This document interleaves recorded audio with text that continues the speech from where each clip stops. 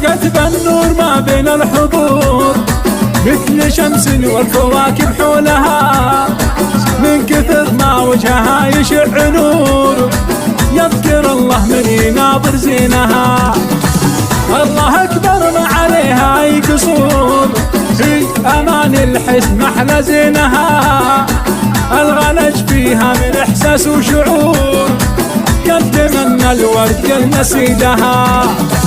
ليلة العنوانها أفراح وسرور، ليلة فال سعادة فالها، أجمل الساعات وأحلاها شعور، شوفت ضيوف تشرف دارها، بنت معتز الفخر طول الدهور، والسعادة لها تهل خيالها، وامها روضة لها تنثر زهور، والدلال مبخرة محيلها،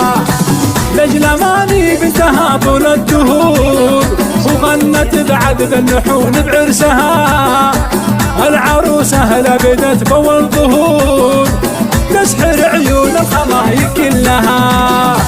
والنجوم تزفها بول سطور، كلها فدوى لشوفة عينها، مهرة حقها تباها وبغرور، هي مان الفارقة عن زينها، ناعس الطرف الكحيل بدر البدور، مثل شمس الصبح يطلع فجرها، هو الختام جعل الفرح طول الدهور، ندعي الله الأمان يصونها، وندعي الله الأمان يصونها.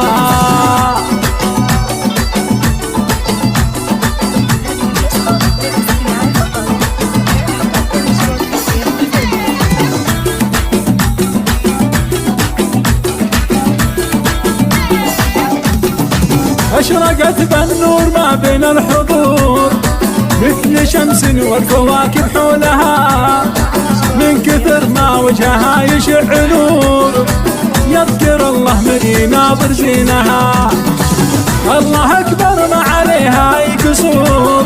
في أمان الحسن محلى زينها، الغلج فيها من إحساس وشعور قدم من الورد لنسيدها. ليلة العنوانها أفراح وسرور، ليلة فال سعادة فالها، أجمل الساعات وأحلاها شعور،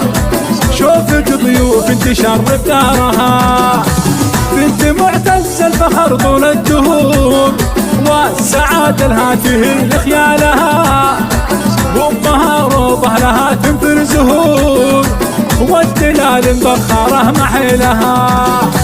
لجل ماني بنتها طول الدهور، وغنت بعد ذا اللحون بعرسها، العروسة لبدت بول ظهور تسحر عيون الخلايق كلها، والنجوم تزفها بول سطور،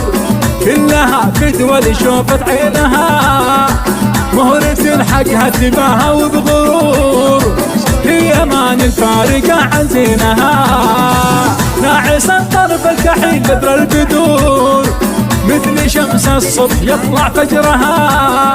هو الختام جعل الفرح طول الدهور، ندعي الله الأمان يصونها، وندعي الله الأمان يصونها.